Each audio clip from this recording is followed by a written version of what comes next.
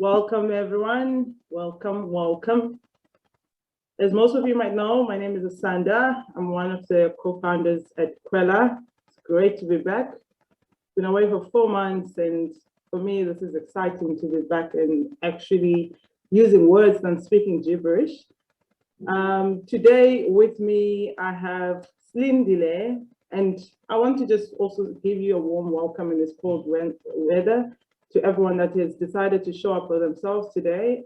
It's quite exciting to be here and talking about this topic, my authentic self. With me today is Silindile, all the way from KwaZulu, Natal, Ntombi yomZulu. Silindile, would you like to introduce yourself to everyone here? Yes. Oh, yes, definitely. And thank you, Asanda. So, hi, everyone. My name is Silindile Mshengu, and I'm all the way from Pietermaritzburg in KZN. For those of you who may not know me professionally, I'm a digital marketing manager and a community engager. I work in the media industry. You're emceeing, you're presenting, you're hosting. Basically, I talk for a living. I'm so excited to be here today. I've been looking forward for this day. I hope you're going to learn more about how to understand and listen to yourself more. Amazing. Thank you. Welcome. Silindile started off with how she's feeling. There will be a poll that will be sent to you to share with us how you're feeling today in one word check-in. I'm also feeling really excited to be here today. Please just complete the poll that Angela will be sharing with all of you, just to share with us in one word, how do you feel today?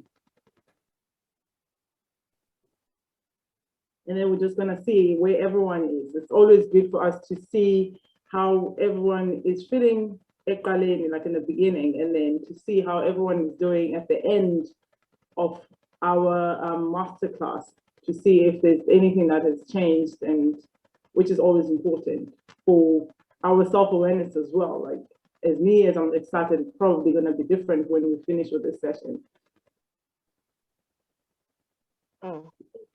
There's your one-word barometer check-in. Let us know how you all feeling.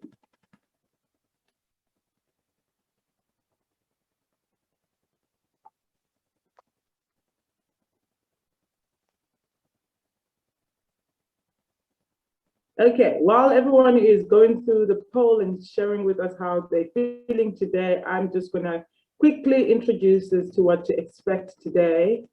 Oh. Okay, I see Shoni Peter, she's saying she's very curious. And we have our numbers of how people are feeling today. Everyone is curious, about 40% curious, excited, 20% connected, 20%, which is really amazing. And one person is feeling stressed today. We hope that everything changes for the better for those that feel a little bit stressed. Grab your cup of tea or coffee, or whatever it is that you drink, or water, and yeah, just join us and yeah, enjoy. Okay. Enjoy. One thing that I would like to just introduce you to what we're going to talk about today. Since all of you have been on this journey with Imbokodo, is that we've learned that you have passed the threshold of your journey and you are facing new challenges now. And to continue being confident and having the best impact and staying positive about your journey means that you need to accept and utilize your whole self, which is your authentic self that we'll be talking about today. So today we'll cover what ways of getting to know your authentic self. Linda will take us through some of that, and also what is the key to engaging in courageous conversations on your journey. The situations and conversations that you will face have been put on your path because you're the right person and you were meant to be part of what is happening. You need to know and trust yourself, your authentic self, to communicate openly, and also know that what you know adds value to any conversation in any situations that you come to. So without any further ado, Silindile, Ntombi, Ibinga, she's going to take us through understanding all of me. Silindile, tell us, what does it mean to understand all of me? Oh, okay, no, thank you so much, Asanda, for the opportunity. So basically today, I'll be talking about understanding the all of me. What do you need to observe and listen to self? The four cornerstone of emotional intelligence and as well as self-awareness essentials. So what does it really mean to understand the all of me? Oh, sorry. I don't know what's happening here. Sorry about that, guys. So what does it mean to understand the all of me? Well, basically it means to know your own character, like what makes me as Uslindile and what makes Asanda as Asanda. And the importance of it is because it affects our everyday life, like our decisions, the way we interact with people, our behaviors towards others, our values, our capabilities, and our limitations. And moving on to what do we need to observe and listen to self? Well, we need to listen to ourselves so that we are able to recognize and trust our thoughts, our feelings, and our intuition. And you can tell us on a check to Ogoti, which ways do you mostly use to listen to yourself? Are you someone who journals a lot? Are you someone who creates time to check in throughout the day? Are you someone who prays a lot? Or are you someone who rather talk to a therapist? Or are you someone who likes to spend time alone and be in your thoughts? Yeah. So for me, Asanda, I mean, I'm someone who prays a lot, and I'm someone who likes to like spend time alone and be in my thoughts. What about you? I meditate a lot. I love meditation because it brings me into like the space where it's just me and my thoughts and my entire body, and I get to listen to myself in that space. It allows me that. Yeah. Interesting. Just share everyone in the chat.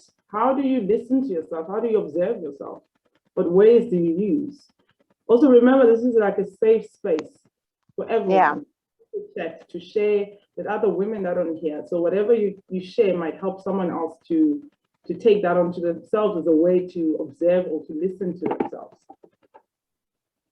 Yes, definitely.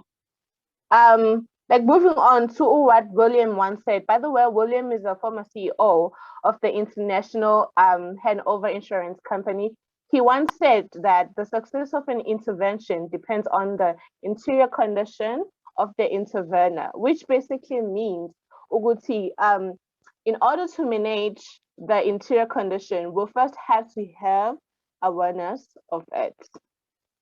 So now we're going to talk about our four cornerstones of emotional intelligence. Sorry,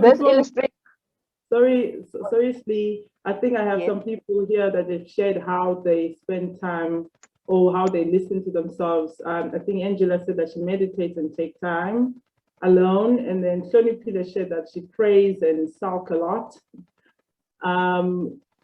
Also, Angela shared that I like to have a long bath when she's feeling stressed. Thank you for sharing those. Yeah, those are quite interesting ways. I'm totally going to try the taking a long bath because I'm not a bath person, but I would like to try that out. Yeah, that's a nice one. Actually, I'm actually going to try it out, taking a long bath. So now we're going to move on to the four cornerstones of emotional intelligence. This illustrates the importance and the purpose of being self-aware. So we have the cornerstone number one, which is self-awareness. This is basically like a foundation of how you present yourself or how I present myself to the world. It's basically like, who are you as a person, which leads to the cornerstone number two, which is self-management. So self-management, you being aware of who you are as a person, your emotional triggers, your strengths and your weaknesses. How then are you able to manage all of that in order to interact with other people? Which leads to cornerstone number three, the interpersonal awareness, being aware of other people, how they react and why they react that certain way, which leads to the last cornerstone, the cornerstone number 4, which is interpersonal management. So you being aware of why people react a certain way, it allows you to be able to manage your relationships throughout this journey of life. Yeah. So now moving on to the self-awareness essentials. To practice self-care, we need to know ourselves and all our corners, right? So this is to be aware of the impacts that my behaviors, for instance, as a Silindile, have on self and others. So how do I do that? By noticing my body, its energy levels and sensations, by noticing my emotions, the feelings, and my experience, by noticing my thoughts, including judgments, attachments, and expectations, by recognizing how others respond to my thoughts, emotions, and behaviors. And lastly, by remaining open and tuned into the continuous feed of information about myself from internal and external sources. So now, as you can see, we have this beautiful diagram. It's an eye diagram, which symbolizes that most of the time we usually focus on what is happening from the outside than to focus on what is happening from the inside. There's a saying that says the eye cannot see itself, but yes, if you look into a mirror, you can now focus not on what you see, but looking at the whole eye. And our next example, we have the overview effect. As you can see, guys, we have 2 pictures. It's the planet Earth from the outside and the planet Earth from the inside. So the beauty of the planet Earth from the outside is much more different than the beauty of the planet Earth from the inside. So what does this mean? We can see whatever we see with our eyes, but however, our experience is much more different. We experience it with our bodies and our emotions. Yep. So now we're going to do a practice section of how to listen to yourself. Asanda is going to play us a video. It's like a body scan video. So sit back, relax wherever you are, be comfortable, and just listen to yourself more. This is an opportunity to listen to yourself more. Asanda, when you're ready. Yeah. Here we go. Let me know if you can hear that. Fly with Abel and Phi. Body scan meditation. Sit in a comfortable position and bring attention to your body. Close your eyes if that's comfortable for you. You can notice your body seated wherever you are, feeling the weight of your body on the chair or on the floor. Take a few deep breaths. Breathe in your nose. 1, 2, 3, 4. Breathe out through your mouth. 4, 3, 2, 1. Breathe in through your nose. 1, 2, 3, 4. Breathe out through your mouth. 4, 3, 2, 1. Now bring your attention to the top of your head. Sense this area. What do you feel? Stillness or a feeling running through your hair? Breathe. And as you breathe, relax the top of your head. Continue to breathe and move your attention to the side of your head in your ears. What do you sense? Do you hear anything? Now bring your attention to the neck and throat. Let them be soft. Relax. Soften your jaw. Let your face and facial muscles be soft. Smile softly and gently.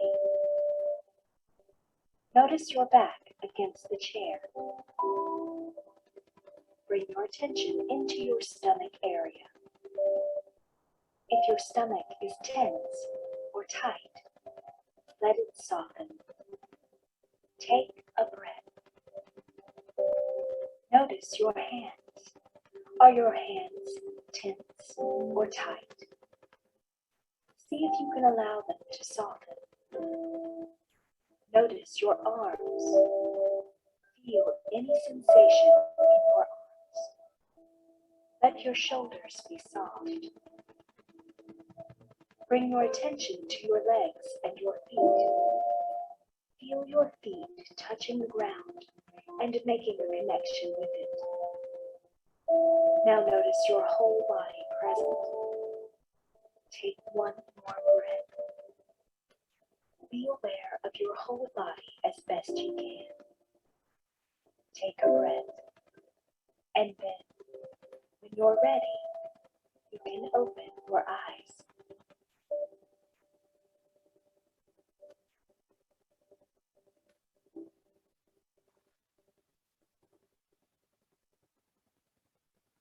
Mm.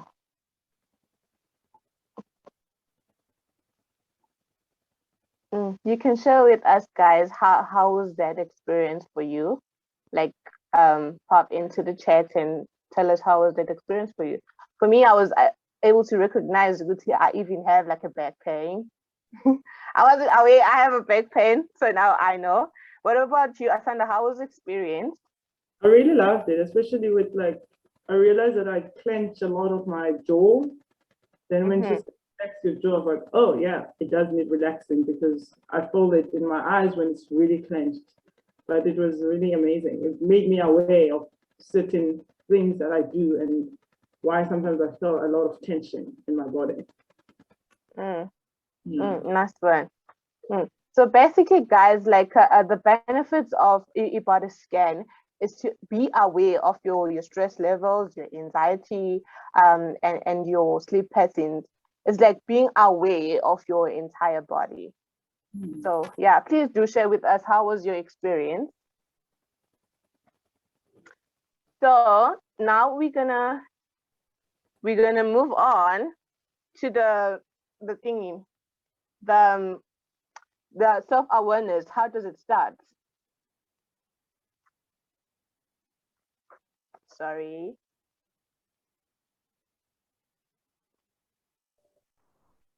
It's starting again, so give me and just a bring second. attention to your body. Okay, there we go. I think Sonny Pila said something on the chat. It says he's feeling more relaxed.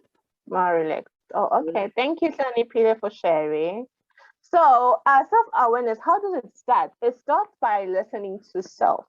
It starts by self-observation and self-inquiry. So purposefully making time to stop all outward activity and cultivating stillness without any agenda. Noticing the inner activity without participating in it. This is where the body scans comes in. And then you can try to understand yourself more by like journaling it, write just for you, whatever you like. Allow what comes up to arise without judgment. It's not good, it's not bad. It is just right. Moving on to the last but not least, we're going to talk about the pies, which is basically like your physical, your intellectual, your emotional, and your spiritual being. So focusing on your physical well-being,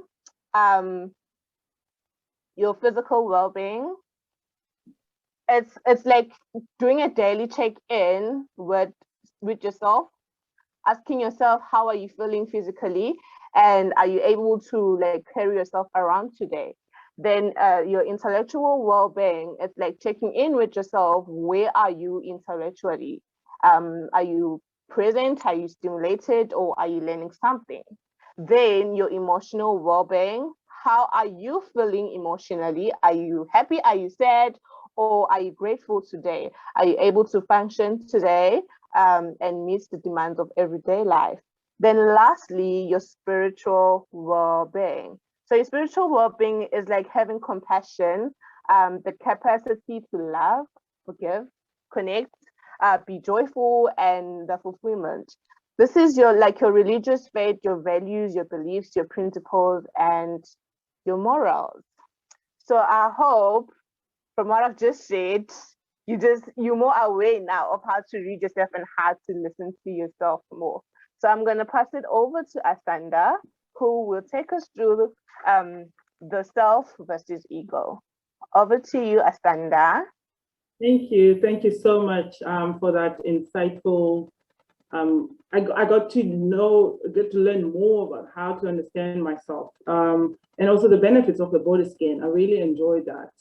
And when you talk about the emotional well-being and how to check in with yourself, that's for me kind of like really like hit home, because sometimes I forget to do that in the morning. So now I'm able to just every morning ask myself how I'm feeling physically, intellectually. We do it at work, but sometimes it's always nice to just do it for yourself instead of like saying it out to other people, but just doing that check-in in the morning. Thank you so much, Silindile, for that. Moving on, okay, there's something in the chat before I move on. Angela said that I find that writing down my pie every day gives me an opportunity to reflect and see how I'm doing in each aspect of my life, of myself. So that's amazing. That's all right with the all caps. It's just I think you're trying to send a message of how you really feel about pies, Ange. So it does really like help also me, and to actually get to the point where I know exactly where I'm at, and what is influencing what. Is my physical being influencing my intellectual being? And then it helps me to, take action when it comes to that. So today I'm gonna focus on, because in order for us to know our authentic selves, we need to know that there's two people or two guys in our bodies or in our minds, which is the self and the ego. They both in there. So there's always a reason for us to find like a balance between the two, because they come with the package. So when it comes to knowing myself, I need to also apply. So today I'll just touch on the iceberg principle. So in order to know myself, I need to apply the iceberg principle. Before I even touch on what the iceberg principle is, there is a poll that Angela is going to share with you, so that you can just remind you what the iceberg principle is and see if you got to understand it from our last module, what the iceberg principle was about. So I'll give you like a few seconds to just quickly do the poll and just also test your knowledge on the iceberg principle, as you will learn how to use it on the personal side of things.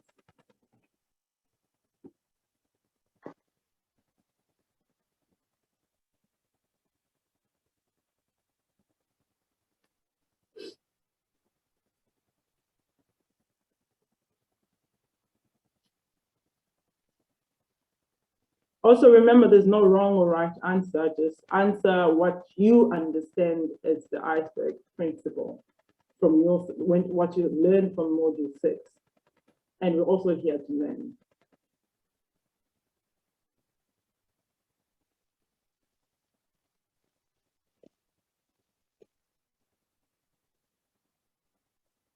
Amazing.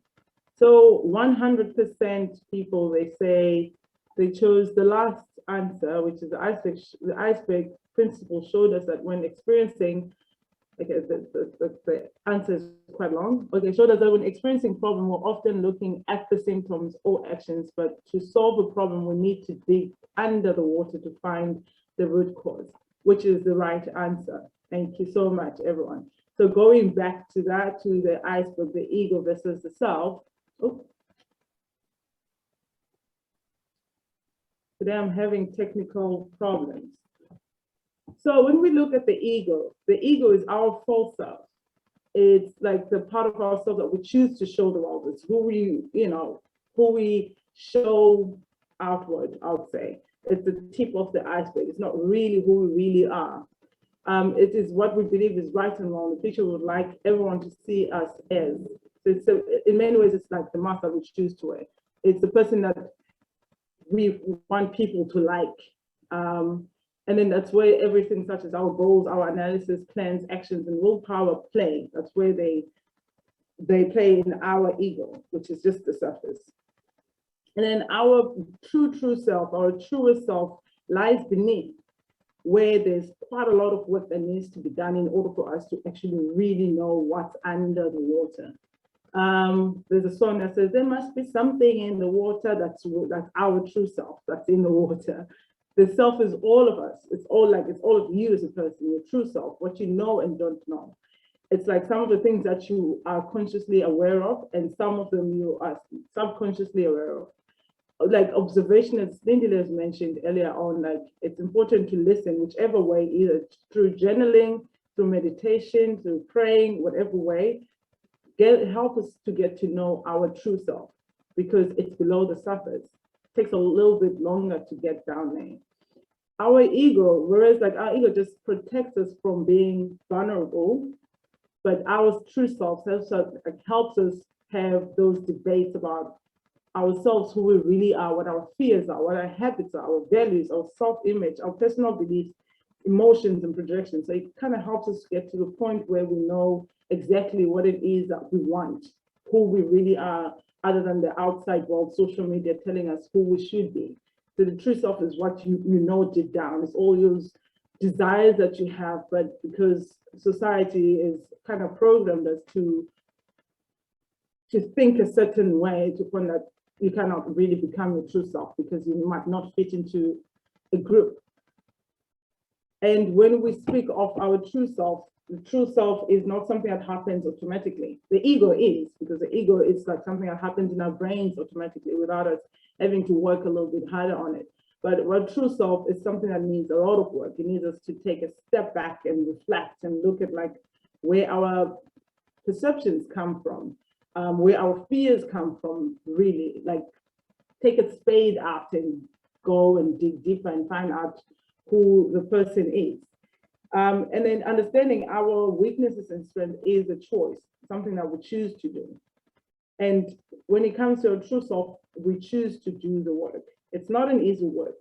Being your egoistic self is easy because you can just put on a mask and walk down the street and say, I am this strong woman, I don't cry, I don't show emotions, I don't show that I'm vulnerable and all of that. That's your ego speaking. But your true self is where you really choose to become vulnerable. You choose all these things that scare you, but you feel like this is who I really am. I did like an Enneagram about 2-3 years ago, and it told me exactly that I'm an Enneagram 4, which is like intense creative. My ego was not happy with that because I was like, no, I'm not an emotional person. I'm a strong person. I don't show emotions. I have this face. But then I kind of have to do the work. I was like, in order for me to be able to move forward enough, I need to do the work. I need to learn who really Asanda is. So I had to dive deep into that aspect and found myself in that space. And I think there's no poll here, unless I'm getting it wrong. But I think there was a question or poll. If you have a poll, please post it. And in order for us to be aware of our true selves, there is something that was introduced to me called the ladder of perception.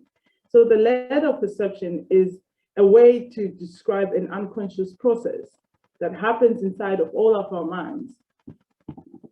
So as you can see on this ladder, at the bottom is like data, something that if were to be caught on a video camera, that's what you would get. For example, let's just do an example of work. You are a boss or a manager of someone, or you're self-employed, and you see Silindile, who works for you, for example, on your phone during a meeting.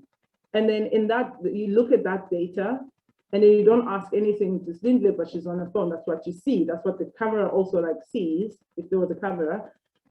And then that's the data that you see, that she's on her phone. we as human beings designed to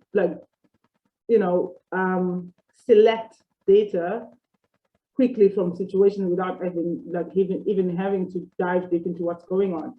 So we're like, okay, she's on her phone, she doesn't care. So that's a meaning. We add a meaning based on our own experiences. Cindy is on her phone because she doesn't care about this meaning, about this meeting. And then from adding that meaning, we add assumptions. Cindy never really cared about working here in the first place. So we add the assumptions, we tell ourselves those stories that maybe they don't even exist, they're not even correct. But because we look at this and then we take this data and we store it and then we take an action on it based on our own experiences. We don't need to actually necessarily ask someone, but we make our own assumptions based on what we see, which sometimes, as I've said, is not correct. You make your own assumptions about Silindile not never wanting to work for your company or whatsoever. And then what you do next, you draw your conclusion. Never wanted to work, she doesn't belong here. Whatever conclusion that you come up with based on that. And then you take action. You go and you shout at Silindile in front of everyone in the meeting.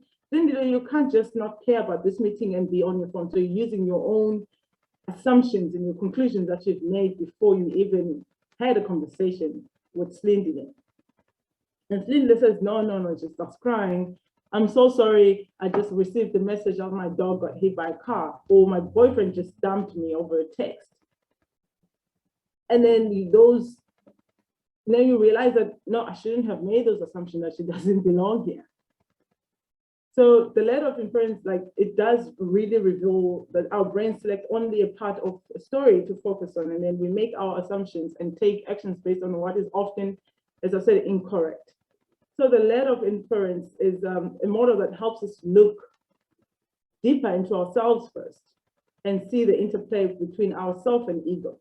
So sometimes it's the ego that says she doesn't care, but the truth, the self is actually wondering, maybe there is something that's wrong. So when we are all unconsciously selecting some data to store, we never really respond to what's happening. The fact that Silindile lost a dog or got dumped over a text, because it's not possible for us to do so. However, it's important that we can learn to step down from the ladder and reground ourselves by observing and experiencing the actual reality. Yes, the fact is that she's on her phone, but we don't know what else is there, like why she's on her phone. We can't assume that she doesn't care about her job. But when we reground ourselves and let go of the tendencies to assume, we become less attached to our unconscious assumptions. We can deepen our understanding or our ability to avoid unnecessary judgments and create unfounded divisions.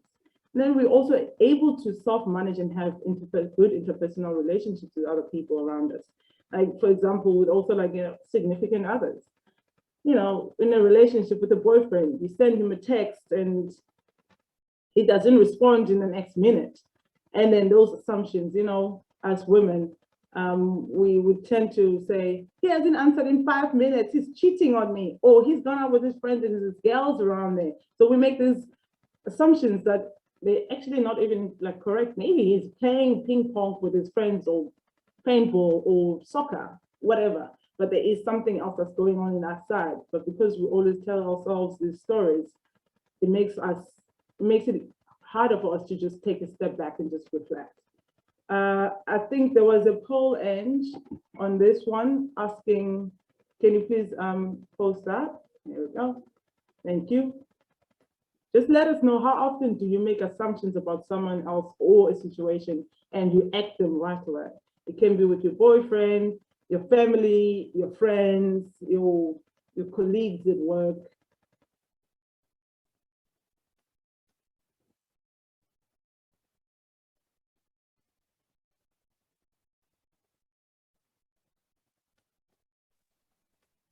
I could say, Asanda, I'm one of those people who always make assumptions. I was going to ask I'm you. one of, pardon? I was going to ask you, how often do you make assumptions about? Oh, all the time, all the time I jump into conclusions. However, I don't like it when people do it to me, because no, I can explain what happened. Exactly. Okay, so most, like 100% of people said that they make assumptions sometimes. So no one says always. I think, Cindy, you're the only one that says always. But I always make this assumption. Thank you so much for that feedback. Yeah, so just to share more on this ladder of perception, we only show the conclusions at the top of the ladder. So what's important here is that we, without like observation and unpacking the experience, it's impossible to know how we got there. So self-observation is required to understand ourselves and how it interplays with ego and impacts a situation. Some situations, as I've said, that maybe you said your boyfriend was cheating with some girls, but he was playing soccer, was dealing with his mom or whatever, and then kind of, by you bringing like your own assumptions and conclusions, you might have like a not so good impact on the situation. So I can only be authentic when I understand my ego and self. So when I'm able to know which one is at play, if I'm able to say, for example, there's like one of my greatest like talks by Wayne Dyer, where he speaks about the fact that he took himself to challenge his ego. He took himself to a hotel, a very dirty motel, and then he stayed at that motel. And then his ego was like, oh my God, it's so important. We can't be staying here. It's nasty, it's dirty, and all of that. And then he listens to his ego, but he wanted his true self to come out as to why he doesn't want to stay there, like his fears and all of that, because the ego was like, I'm important for this. But his true self was the fears that he had towards motels and experiences and all of that. So it's always important when we're in situations, in any situations, to kind of take a step back. Is my ego taking the part here or my true self? Which one is coming to play? Authentic, being like accepting your authentic self and tapping into it helps you address difficult situations with a calm and centered approach. As I've mentioned, that it's easy to just like, I mean, it's hard, but it's always important to just take a step back and just like assess the situation before making all those conclusions, which half the time they're not even correct. Yeah, so the solution to shame and finding connection is that always let yourselves be seen, deeply seen and vulnerably seen. Silindile, how often do you let yourself be seen? How often do you become vulnerable? I don't let myself be vulnerable unless it just happens, because I mean, as human beings, we can like burn out and sometimes things just automatically happen, but I don't let myself. And I know I need to work on that thing. That's as long as you like, it's good that you know that it's, you know, something to work towards. So love with our whole heart, even though there are no guarantees. That's a tough one, loving with your whole heart, because, you know, sometimes we want to build the wall around our hearts to protect ourselves. Practice gratitude and joy, especially during moments of fear. Believe that we are enough so that we become kinder to ourselves and those around us. This is also for me very important, so that when we kinder to ourselves, it goes back to the self-awareness that Silindile talked about, that being self-aware and self-managing, you're able to understand and be kinder to those around you and manage your interactions and relationships with other people. So it starts with you. Charity begins at home, as they say. Practice compassion to self. So by practicing compassion to yourself, as I mentioned, it makes it easy to be compassionate towards other people. All right, so when we talk about compassionate and being self and being your authentic self, it's always important to know that there will be times where things are not going to go according to different ways, like to your way or the way that you've seen something playing out. But there's something called having courageous conversations. Courageous conversations are also like part of being your authentic self, because you show up in those as your authentic self and you share your intention openly with the other person. And it requires you to be your authentic self in order to have a courageous conversation with anyone. It might be with your family members, yourself, or anyone. And courageous conversations are those conversations that are really tough to have, those difficult conversations that you can't just pop in and say, hey, I feel A, B, C, D, and E, because it takes a lot of like self-work in order to get there. So courageous conversations are required when there are high emotions, when you have different views, whether it's your family, your colleagues, your significant other, whoever is in your life, issues are sensitive, stakes are high. So for example, for mention, it's either having them with yourself. What I usually do, I do have courageous conversations with myself when I see that no, I'm not doing well, like I'm not doing something that I said I would do. I stand in front of the mirror and then I give it to myself, but in a nicer way so that my defenses don't come up. It does sound weird as I'm saying it, but it's just that work, that self-work. So it can be with like ending a relationship, talking to a coworker, asking a friend to repay a loan. I think that's also like a big thing nowadays. Giving feedback to your boss about their behavior in the workplace. I feel like this is one of the soft skills that's really good to have, or to learn how to, to use it even at work, because sometimes we tend to not want to have those because we have a fear of either being fired or reprimanded or whatever. But using this skill in those instances, because you feel like there's a little bit of emotions in this surrounding being at work, whatever it is, we need to have courageous conversations. So before you have a courageous conversation, it's important that you think about the courageous conversation that you have. I'm pretty sure some of you, if you can just put in the chat if you have like any courageous conversation or difficult conversation that you've been putting off for a long time. You can just say either what it is, or that you have a courageous conversation that you have been putting off and how you feel about it. So it's always good to know that, to ask yourself this question: what risk of having this conversation? What are the risks? What are the potential benefits? What are the risks of not having the conversation? And then what do you need to do in order to master the courageous conversation? This is one of my favorite topics, actually. So how do you approach a courageous conversation? Goes back to self again. You need to self-prepare. You need to prepare yourself for that conversation. It's not something that you can say, you know what, Silindile wronged me, so I'm gonna go and tell it to her like it is. I need to ask myself, what is my purpose for having this conversation? What is it that I hope to get out of this conversation? And what are already like assumptions that are made about this person? What about Silindile's intentions? And also, what is my attitude toward the conversation influencing my perception of it? So by just, it's like that body scan, doing your body scan and then doing your self-preparation and asking yourself those questions kind of calms you down and you know exactly what it is. It may not go that way, but at least you're prepared. You also prepared yourself. Timing is also another really important thing. Making sure that you pick a good time. Some people, like I've seen, they'll be like, I'm having a courageous conversation with this person, but then they're going to go in when the person only has 30 minutes. And it's more like a dump and walk away. But that's not a courageous conversation. That's just you dumping all your frustrations and then letting the other people deal with it, or the other person. But choosing the best time to have the conversation.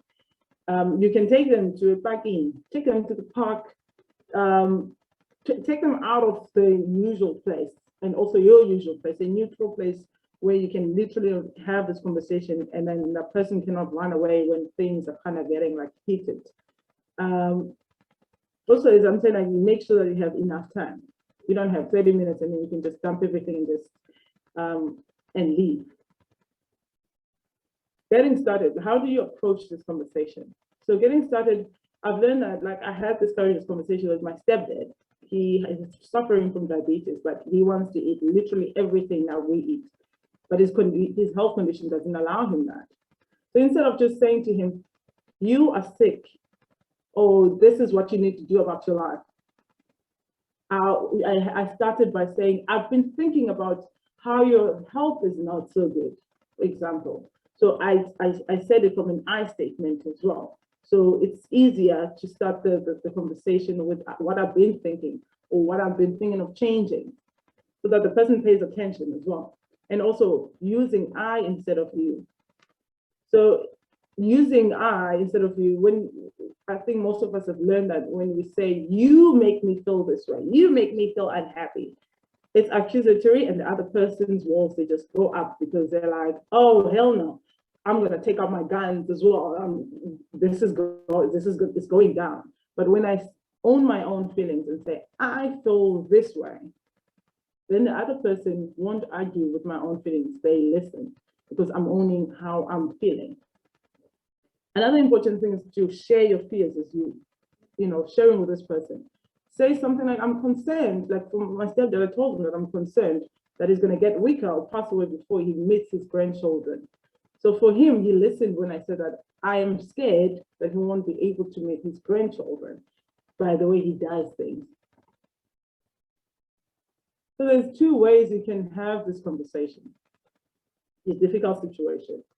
So you can either contaminate the conversation by judging the person, having a defensive mindset as you go in, which will cause conflict and withdrawal, or you can contribute to the conversation through listening, where you suspend your own judgment and have a curious mindset, because it's a conversation after all. So you're not going to just dump it in, the other person says, I'll change.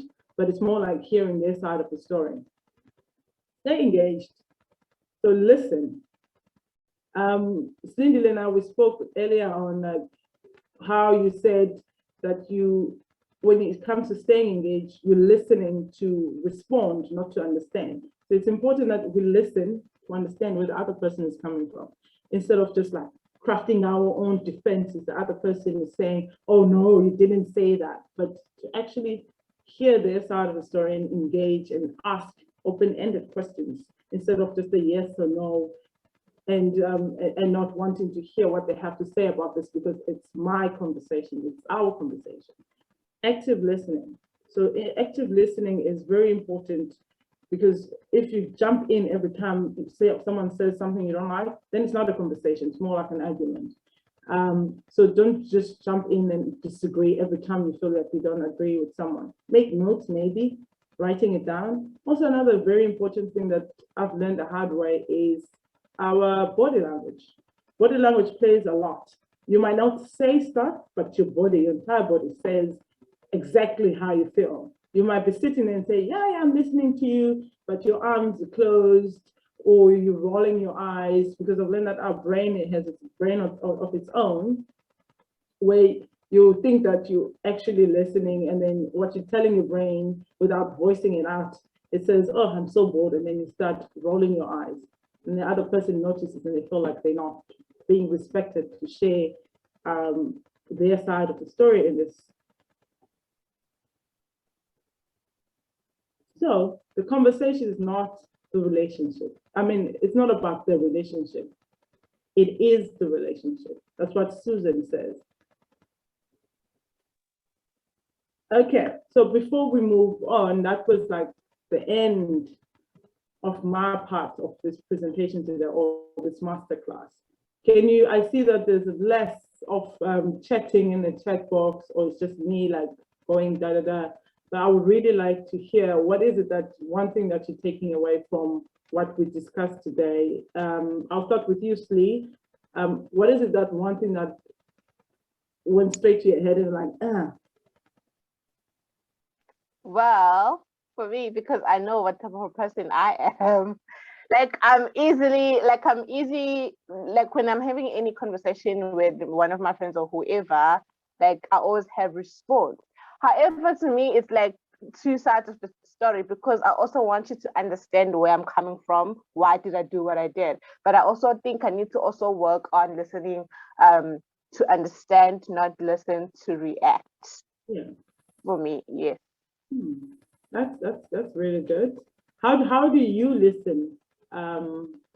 Everyone that's here, how do you listen? Do you listen to respond? Do you listen to attack back? How do you, like when you're having a conversation with someone, how do you do it? Please let us know in the chat. How do you listen, Asanda? Thank you for asking me that. I actually listen.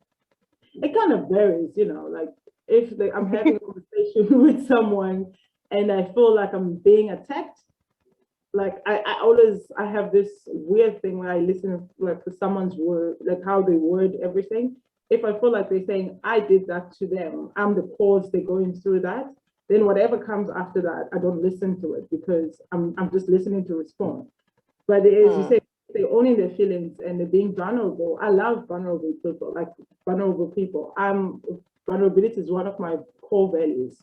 So if someone shows vulnerability, then I listen more to that person than the person that says, Asanda, you make me feel this way. You know, also with my siblings, they're always saying, you did this, you made me feel this way. Then I'm like, all right, I had an option, like I have options here. I'm going to respond with, I'm just going to reply. I'm not going to understand where they're coming from, whatever. But when they say, I feel this way, blah, blah, blah. And then I'm like, oh, okay. I need to listen and understand and then ask them questions. So as I'm saying, I think it also depends on an approach, as you were talking about an approach. If it depends what approach are they coming to you? With are you coming with to you? Exactly.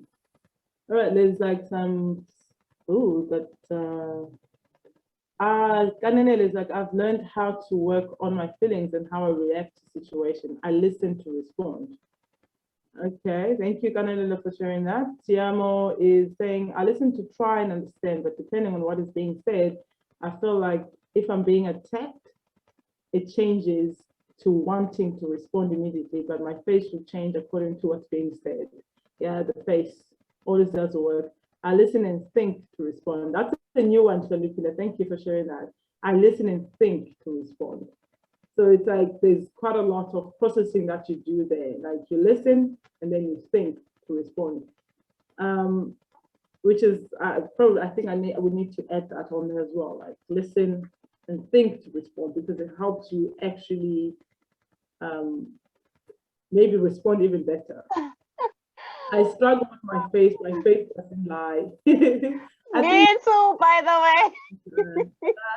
The face never lies. It's like the hips, as what's her name? Shakira says. Hips don't lie, the face don't lie. Amazing. Thank you for sharing those. Yeah, so moving on now to your commitment, your homework. So today, because we spoke about self, authentic self, so we want you to observe yourself, journal what you've learned about yourself. Another thing, like I know, like I enjoy journaling, but one new thing that I've introduced to myself is videos. So whenever I'm reflecting on something, because sometimes writing for me, I don't have time to write because I'm cooking or whatever, I take my phone and just take and reflect on my phone, take a video of myself reflecting, but not for social media as most people do it, and then reflect and just share all of that. And then later on, I just put my earphones on and listen to what I said. And I'm like, oh, was I thinking like that? But that's not about that now. And then for 1 week, complete the body scan every day. Try to be consistent about the time of the day and start a pattern. And then write down what did you notice and learn about yourself this week as you're doing your body scan. Like most people, they love doing body scan early in the morning as they're lying in bed. That's what I'm introducing my 4-month-old to. So before we even wake up, I say meditation time, and they would just lie there, and then we do meditation. But the body scan, like it's something that I would say, like it's best if you just do it in the morning before you even get out of bed. And you just quickly do your body scan and see how you feel, because your body's still in that state where you're still waking up a little bit. And then another homework is to practice a courageous conversation. So consider what courageous situations you have been facing and decide which one of them warrants a difficult conversation. So just think about it, as I've said in the beginning, just think of a courageous conversation you've been meaning to have, whether it's yourself, with your family, or a co-worker. Even if you're not going to really go and have it, but just take a look at this and plan for this courageous conversation by unpacking the approach to a difficult conversation. Practice makes perfect. And then this is also like just having a dry run with yourself and just imagine what it would look like. And set the time and place for the person, if there is a person you want to have a conversation with. Have the courageous conversation, and then afterwards, just journal your reflections as to how was that? What would you do differently next time? And I know it's like, for me, it was daunting when I had a courageous conversation the first time, and I had to have one with my stepdad. It was quite a lot of work. But the moment I started practicing, as I said, with myself in the mirror, then it wasn't easy, but it kind of gave me a way of how I can approach the whole thing. Also, to add on this, if you want to learn more about Courageous Conversation, we have Courageous Conversations on Alora. So you can check on Alora for Courageous Conversations and then read more and then prepare yourself for this homework. And yeah, thank you so much for being here today. That's the end of our presentation. Thank you for showing up for yourself and being brave to share in the chat. And I really enjoyed just chatting to you as well, Silindile, and just being in this space where I'm just learning from you and I'm learning from everyone that's on this call through their own experiences. Are there any questions on the chat that you would like to post before we post our last poll? And then as you were writing your questions, Silindile, is there something that you would like to say to as a closer? Yes, definitely. For me, this was like an awakening, because I think I never paid much attention in terms of how important it is for me to be aware about myself, because it affects the whole existence of my life. Where I'm taking new opportunities, new adventures in life, I'm being an entrepreneur, I want to pursue whatever business. It's based on who I am as a person. Am I someone who likes to be challenged in life? Am I someone who likes to explore, you know? So it's based on everything. Actually, it's my whole life existence. So for me, I think it's much more important now. I need to take it more seriously, to even like once a week be aware or would say, okay, who is Silindile today? How is she feeling today? And what she's gonna do next. So yeah. That's a beautiful reflection. Maybe we can ask everyone in the audience to just share a quick reflection on here from like as we still feel like everything is fresh. And then we have our poll as to how everyone is feeling. Most people feel confident and connected. Amazing. Silindile, how do you feel? I feel connected as well. I think based on what I've been saying, it's time for me to reflect and just connecting with everyone who's here. I mean, I think this is a sign in which we're all in the same mission. Amazing. Yeah. So that's beautiful. Thank you, Kanenelo, for showing up. Yeah, my reflection as well. It's just I've spoken to Angela before this, like everything revolves around self-awareness. I feel like it all goes back to self-awareness. Everything that we do is like, if we're not aware of ourselves, then it's, we're gonna get hit in the face with a ball. So for me, I'm definitely gonna do the scan and use more of that. And also the 4 cornerstones, I really enjoyed those, because now I'll see which part I'm operating from. Am I managing myself? Am I managing the relationships that I have? Am I aware of myself when I'm in a space? Because I tend to be really anxious and not know what it is that I want to do. So now if I do that, also the pie, and say, how am I feeling physically, intellectually? If I know and own it, then I'm going to be able to perform better, maybe. Yeah, and my one word check-in as well is I feel really confident. All right, that's it from us for today. Thank you so much for showing up. There's something in the chat. Oh yeah, there's the reflections. Thank you, Hloniphile. I learned that I need to take my self, body, emotions, intuitions more seriously and not just brush off feelings for the sake of moving along. That is really powerful. That is really powerful, Hloniphile. I think that's something that we do when we're not really self-aware. We run away from feelings.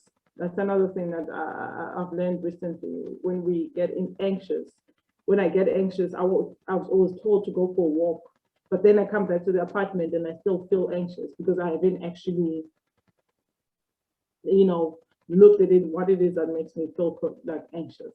So thank you so much for sharing that. Any other reflections? Let me just stop sharing.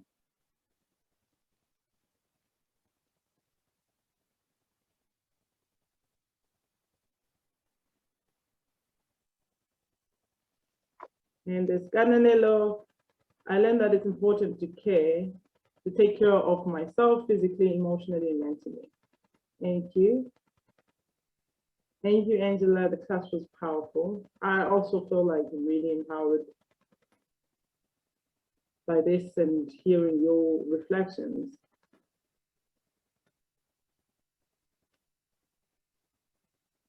Are there any more reflections? I think that's our time. Oh, God. All right.